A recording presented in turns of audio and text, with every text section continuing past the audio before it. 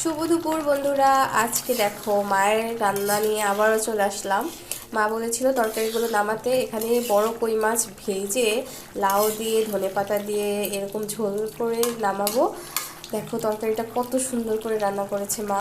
মায়ের তরকারি সবসময় কালারিং হয়, মরিচের গুঁড়ো দেয়, মানে ভালো লাগে। আর এখানে হচ্ছে গিয়ে বেগুন দিয়ে বড় একটু মাঝারি সাইজেরই দেখো এই যে বেলে মাছ, বেগুন দিয়ে এই বেলে মাছটা এত টেস্টি হয়। আর এটাতে কিন্তু সরিষা জিরা বাটা দেওয়া হয়েছে, তরকারিটা দারুণ।